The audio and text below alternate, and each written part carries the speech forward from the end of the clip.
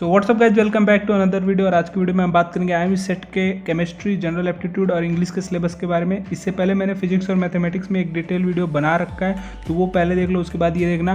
तो सबसे पहले स्टार्ट करते हैं केमिस्ट्री के सिलेबस से।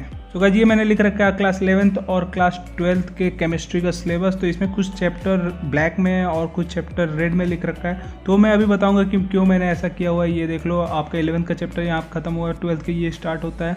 इसमें भी कुछ रेड से और कुछ ब्लैक से है। तो इतने सारे चैप्टर हैं। अभी आते हैं मेन पॉइंट पे, जो कि IIMS का एग्जाम है, उसमें क्या होता है, केमिस्ट्री का क्या लेवल होता है और क्या उसका पैटर्न है। तो देखो, टोटल नंबर ऑफ क्वेश्चन जो होते हैं केमिस्ट्री के वो होते हैं 20 क्वेश्चंस आपके IIMS अगस्त बैच में पूछे जाते हैं केमिस्ट्री से। और जो चैप्टर है क्लास 11th और 12th का मिला के जो +2 लेवल का केमिस्ट्री का सिलेबस है, उसमें पूरे चैप्टर है 30। मीन्स अगर आपको 20 मार्क्स स्कोर करने हैं, आपको फुल केमिस्ट्री में लाना है, तो आपको पूरे 30 चैप्टर्स पढ़ने होंगे। मतलब मेरे को तो लगता है ये एकदम बेवकूफ़ी होगी इस टाइम पे। मतलब आपके पास टाइम बहुत कम बचा है, 40 डे अप्रॉक्स बचा होगा IIMS के प्रिपरेशन के लिए। तो इस टाइम पे 30 चैप्टर्स कंप्लीट करके 20 मार्क्स के लिए मेरे को नहीं लगता कि ये कोई अच्छा काम है। बेवकूफ़ी भरा ही ये काम होगा। और आप ये ऐसा भी नहीं कि सीधा डायरेक्ट आप ये बोल लो कि क्लास 12th का पढ़ लेते हैं, क्लास 11th का छोड़ देते हैं। ऐसा नहीं, केमिस्ट्री लिंक होता है पूरा। बाय द वे सारे सब्जेक्ट आपके लिंक होते हैं, बट केमिस्ट्री में कुछ ज़्यादा ही है। क्लास 11th का जो अगर आपका बेसिक कमज़ोर है तो आप तो 12th मतलब बहुत मुश्किल है, पढ़ना बहुत मुश्किल है। हम लोग के टाइम में भी हम लोगों ने 11th मज़े में ही लिया था, 12th पढ़ने में हालत ख़राब हो जाती है, मुझे पता है। तो ये आप कर नहीं सकते।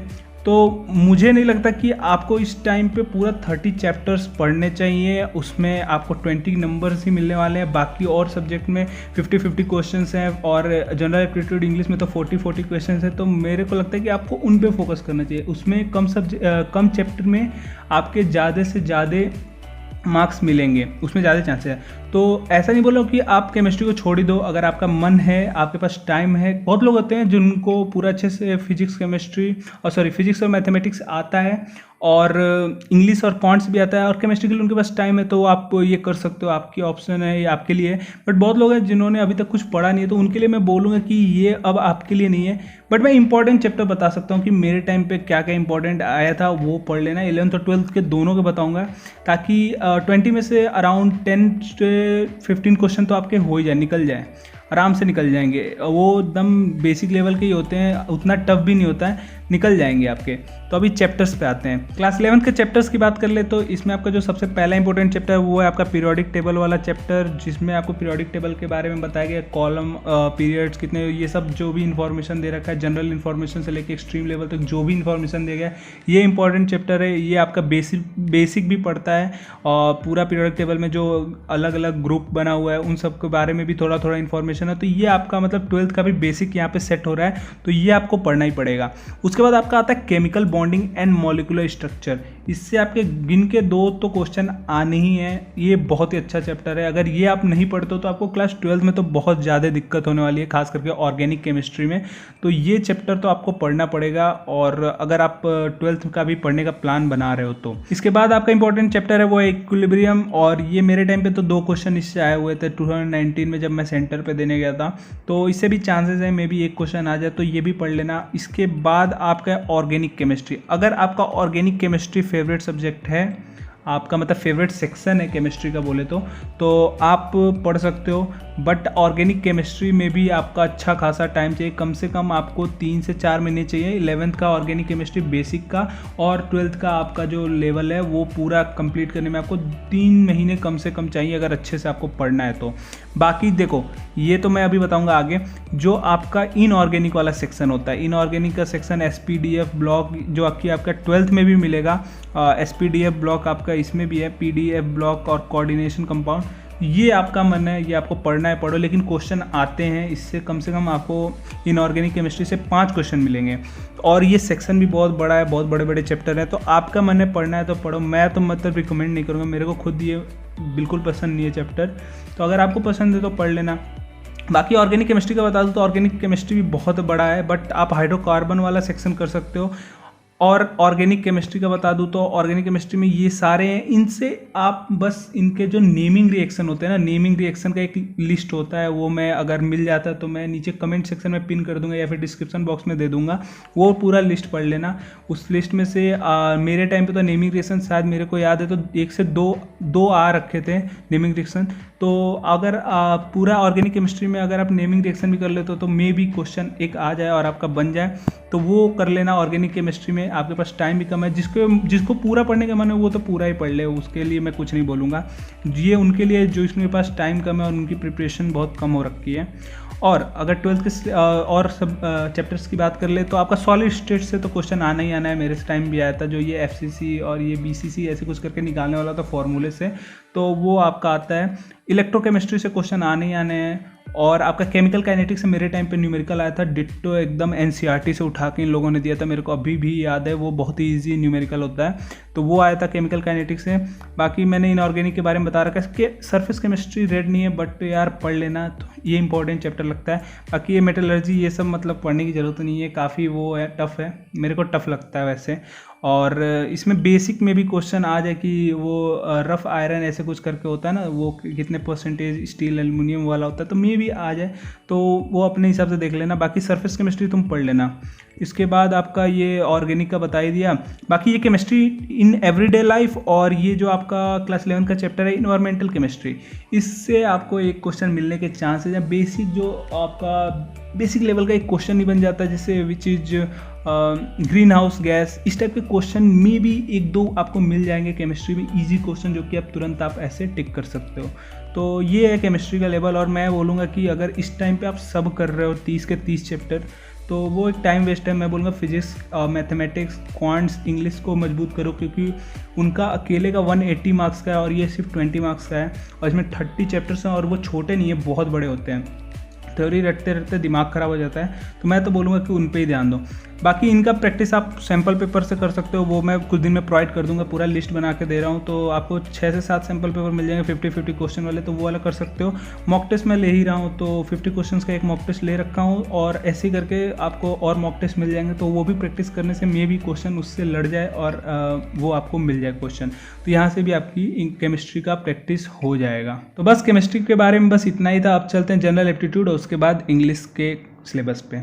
So guys now let's talk about general aptitude syllabus of IMU-CT level. तो सबसे पहले बता दूं कि जो जनरल एप्टीट्यूड वाला सेक्शन होता है उसमें एक छोटा सा पोर्शन आपका रीजनिंग का होता है और एक बड़ा सा पोर्शन आपका क्वांटिटेटिव एप्टीट्यूड का होता है। तो लिस्ट में आपको प्रोवाइड कर देता हूं। और एक बात, जो इंपॉर्टेंट सेक्शन है इस PPT का, उसका लिंक आपको नीचे डिस्क्रिप्शन बॉक्स में मिल जाएगा, वहाँ जाके आप सिलेबस को डाउनलोड करके पढ़ सकते हो। सबसे पहले रीजनिंग वाला पोर्शन देख लेते हैं। तो रीजनिंग वाले पोर्शन में जो सबसे पहला चैप्टर है वो आपका नंबर एंड लेटर सीरीज, काफ़ी ज़्यादा पूछे जाने वाला, हर एग्जाम में पूछे जाने वाला टॉपिक है नंबर का सीरीज। जैसे आपका 1, 3, 5 ऐसे हो गया तो नेक्स्ट होगा 7, ऐसे लेटर का सीरीज भी बन सकता है, प्लस ऐसे कॉम्बिनेशन वाले सीरीज भी बन सकते हैं, 1A, 2B, 3 तो देन C, ऐसे भी बन सकते हैं। बहुत सारे ऐसे इजी क्वेश्चन आते हैं, इतने टफ नहीं आते हैं। बाकी जब इनका मॉक टेस्ट लूँगा तो आपको पता चल जाएगा क्या लेवल होता है। उसके बाद आपका डिस्टेंस एंड डायरेक्शन के भी क्वेश्चन आते हैं। उसमें आपको मतलब जैसे बोलेगा आप ऐसे चल लो 10 किलोमीटर इधर वेस्ट की तरफ, उसके बाद लेफ़्ट राइट करके आपको बोलेगा, फिर अपना बोलेगा कि जो आपका इनिशियल पोजीशन था उससे आपका क्या अभी डायरेक्शन है।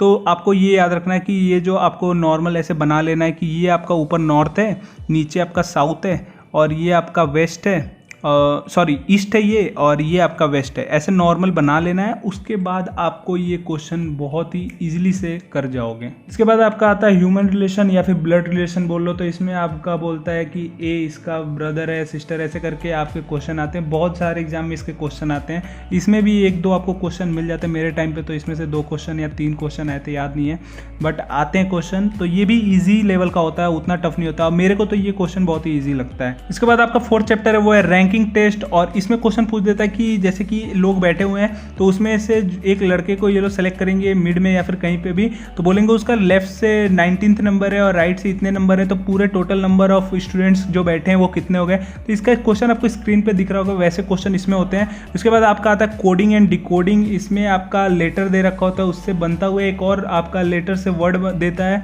और उसके बाद एक आपको क्वेश्चन दे देता है। उसका भी सैंपल आपको स्क्रीन पे दिख रहा होगा। और इसके बाद बाद आपका लास्ट टॉपिक होता है रीजनिंग का, वो है एनालॉजी। और एनालॉजी का भी आपको क्वेश्चन स्क्रीन पे दिख रहा होगा। बेसिकली ये फिगर वाला होता है, तो ये ज़्यादा टफ नहीं होता है, ये भी IMCT में ईजी लेवल के ही पूछे जाते हैं। इसके बाद आते हैं क्वांटिटेटिव एप्टीट्यूड वाले सेक्शन पे। तो इसमें थोड़े से ज़्यादा टॉपिक्स हैं, बट इसके जो क्वेश्चंस होते हैं वो इन टॉपिक से सबसे बेसिक वाले क्वेश्चन आते हैं। जैसे नॉर्मली ऐसे अगर टॉपिक्स पढ़ने जाओ तो मेरा 1-2 बच्चों से बात होता है जो मेरे ग्रुप में, टेलीग्राम ग्रुप में, तो वो लोग बताते हैं कि इनका प्रिपरेशन वो जाके रेलवे वाले एग्ज़ाम से करते हैं यूट्यूब से। तो मतलब मेरे को वो क्वेश्चन भेजते हैं कि इस लेवल का मैं क्वेश्चन प्रिपेयर कर रहा हूँ इन टॉपिक से।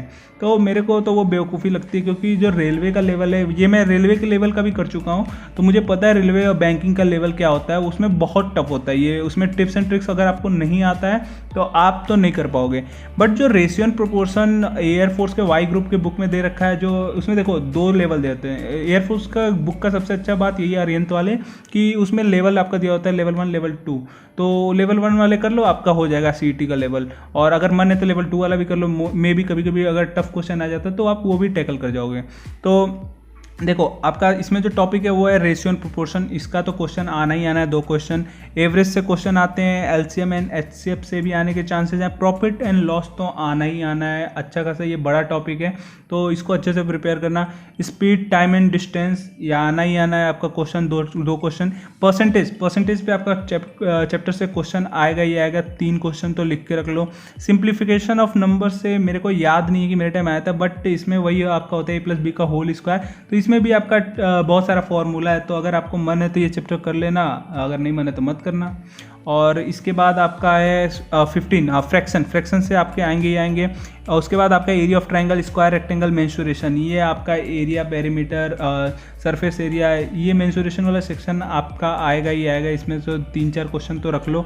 उसके बाद प्रोबेबिलिटी मतलब जो क्वांटिटेटिव एप्टीट्यूड वाला सेक्शन का प्रोबेबिलिटी है, तो उसमें वो टफ वाला लेवल नहीं है जैसे आपको वो बाकी के जो मैथ सेक्शन में था, उसमें प्रोबेबिलिटी में कंडीशनल प्रोबेबिलिटी और उसमें आपको PNC परमुटेशन कॉम्बिनेशन वाला सेक्शन लगा के करना होता है, तो उतना टफ नहीं, ईजी लेवल का ही प्रोबेबिलिटी आता है। जब मैं मॉक टेस्ट लूँगा तो आपको पता चल जाएगा कि क्या लेवल होता है।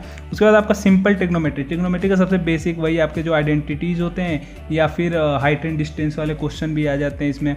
और उसके बाद वर्क एंड टाइम का तो मुझे याद है अभी भी कि लास्ट टाइम पे 2 क्वेश्चन आए थे, और वो 2 क्वेश्चन मेरे को लग रहा है कि मेरे गलत हो गए थे।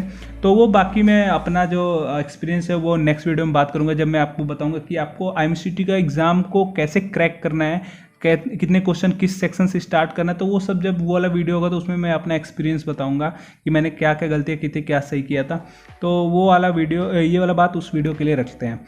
अभी देखो इस वीडियो में मैं बता रहा हूँ कि आपको ये प्रिपेयर करना कहाँ से है, क्वांटिटेटिव एप्टीट्यूड। तो इसके नोट्स आपको डिस्क्रिप्शन बॉक्स में मिल जाएंगे। आपको ये इसके बेस्ट नोट्स मिलेंगे। एयरफोर्स वाई ग्रुप के बुक का ही स्कैन है, ये नहीं बोल रहा हूँ कि वो मेरा है, उसमें ना मैंने अपना कॉपीराइट लगा रखा कि ये मेरा ही और मैं बेच भी नहीं रहा हूँ उसको। तो वो आपको फ्रीली मिल जाएंगे, और वो मैं क्लियरली बोल रहा हूँ वाई ग्रुप के नोट्स हैं, और वो बेस्ट हैं। उसमें क्वेश्चंस भी हैं और आप उसमें रिवीजन आपके नोट्स भी हैं। तो जो मैंने टॉपिक बोला है वो वहाँ से आप प्रिपेयर कर सकते हो। बाकी आपको मॉक टेस्ट मिलते रहेंगे। चैप्टर वाइज अब लेने की सोच रहा हूँ तो चैप्टर वाइज आपको 15 क्वेश्चन 20 क्वेश्चन तक ही आपको लूँगा चैप्टर वाइज, तो आपका हो जाएगा। और मे भी लेक्चर्स लेने पड़ जाएँ, किसी टॉपिक के लेक्चर्स लेने पड़ जाए, उसके हम लोग लेक्चर में मे भी क्वेश्चन सॉल्व करेंगे 10-15 क्वेश्चन, तो उससे आपका बेसिक क्लियर हो जाएगा। बहुत लोग का ये बहुत ही इजी सेक्शन समझते हैं इसको, क्वांट्स को, और बहुत लोगों के लिए टफ होता है।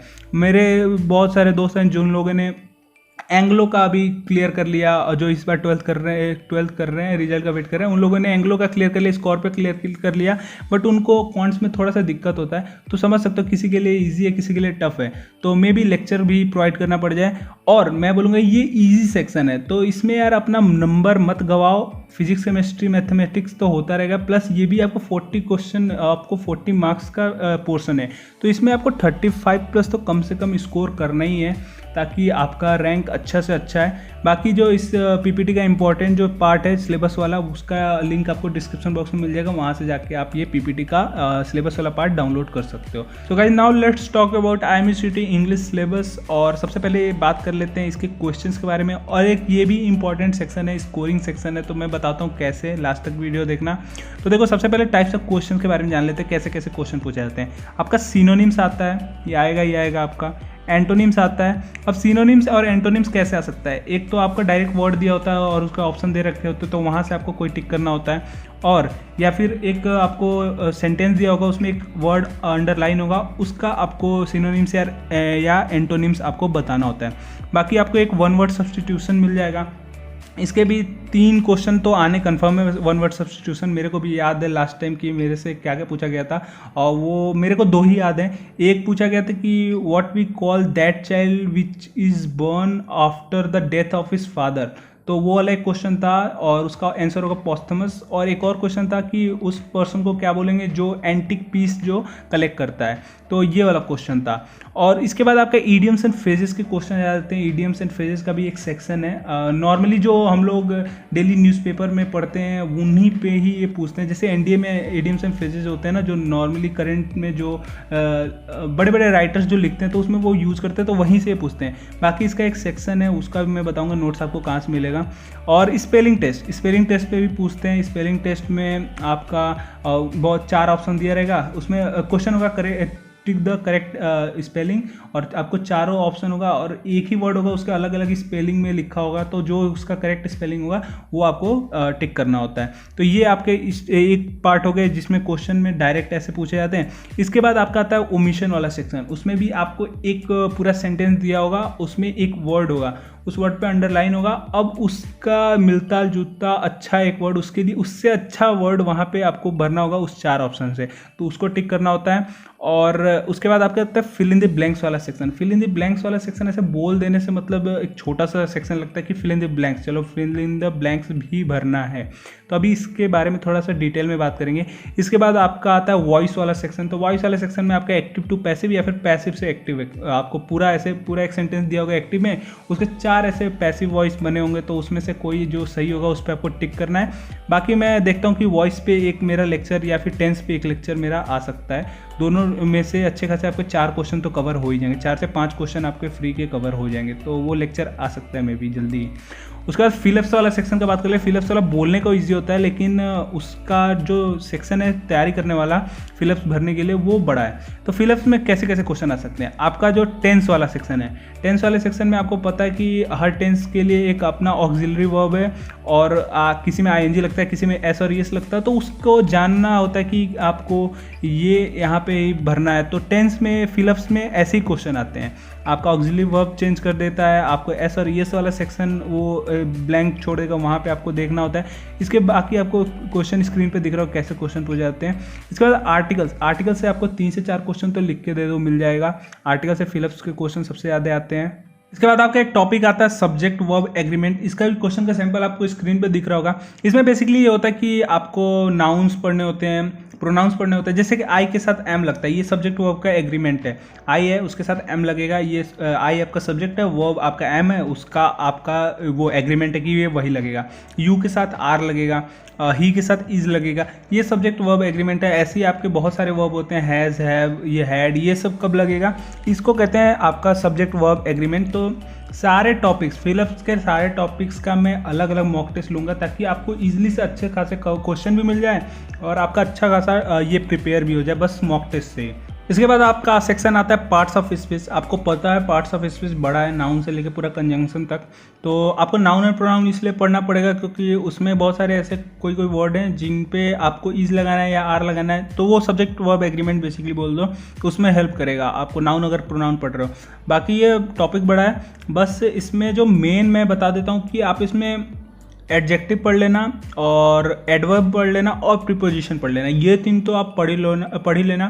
बाकी मैं जब इससे मॉक टेस्ट लूंगा तो आपका अच्छे से कवर हो जाएगा पार्ट्स ऑफ स्पीच भी। इसके बाद बता देते प्रिपरेशन आपको कैसे करना है। तो आपको देखो नोट्स मिल जाएंगे इंग्लिश के, डिस्क्रिप्शन बॉक्स में ऊपर ही उसका लिंक होगा, और ये भी नोट्स आपके एयरफोर्स वाई ग्रुप के बुक के स्कैन किए हुए हैं, मेरा नोट्स नहीं है। और मॉक टेस्ट भी मैं इसमें सारे टॉपिक्स के मैं सोच रहा हूँ अलग अलग लूँगा, तो आपका अच्छे से कवर हो जाएगा। जितने भी मैं इसमें बताऊँ, जैसे सिनोनिम्स का पूरा अलग 20 क्वेश्चन होंगे, सिनोनिम्स के, एंटोनिम्स के होंगे, तो ऐसे आपका प्रिपेयर भी होता जाएगा। वन वर्ड सब्स्टिट्यूशन के भी होंगे, फिलअप्स के अलग, और एक्टिव पैसिव वॉइस और टेंसेस के तो मे बी मैं लेक्चर भी ले लूँ, तो उससे आपका अच्छा खासा 5 क्वेश्चन तैयार हो जाएगा ऐसे। तो वो भी मैं कर सकता हूँ। बाकी ये बता दें कि ये भी एक अच्छा खासा सेक्शन है, स्कोरिंग सेक्शन, तो आप इसमें भी ट्राई करना एटलीस्ट 35 प्लस स्कोर करने के लिए।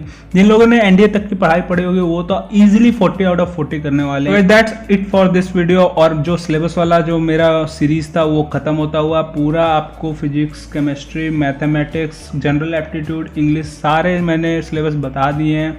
सेम सिलेबस आपका स्पॉन्सरशिप के टेस्ट में भी ऐसे ही पूछे जाते हैं। तो अगर आप इसके लिए प्रिपरेशन कर रहे हो तो स्पॉन्सरशिप का कोई भी ऑनलाइन टेस्ट हो आप इजीली क्लियर कर जाओगे। तो आपका सिलेबस वाला सेक्शन यहाँ पे खत्म होता है। और अगर आपको ये सीरीज इन्फॉर्मेटिव लग रही है अभी तक तो इसको लाइक कर देना वीडियो को, और कोई डाउट रहेगा पूरा सिलेबस से तो कमेंट सेक्शन में पूछ सकते हो। बाकी मॉक टेस्ट आपका कंटिन्यू रहेगा, इसके बाद स्ट्रेटेजी वाले वीडियोस भी आते रहेंगे। और आपको अगर कोई और स्पेसिफिक वीडियो चाहिए तो उसको कमेंट सेक्शन में लिख सकते हो, वो उस पर मैं वीडियो बना दूंगा। बाकी स्पॉन्सरशिप जो भी आएगी उसका इन्फॉर्मेशन तो मैं दे ही देता हूँ कि कैसे फिल करना है। बाकी ये सब इन्फॉर्मेशन आपको मिल ही जाते हैं, अपडेट्स जो हैं। तो बस चैनल को सब्सक्राइब कर दो for more interesting videos.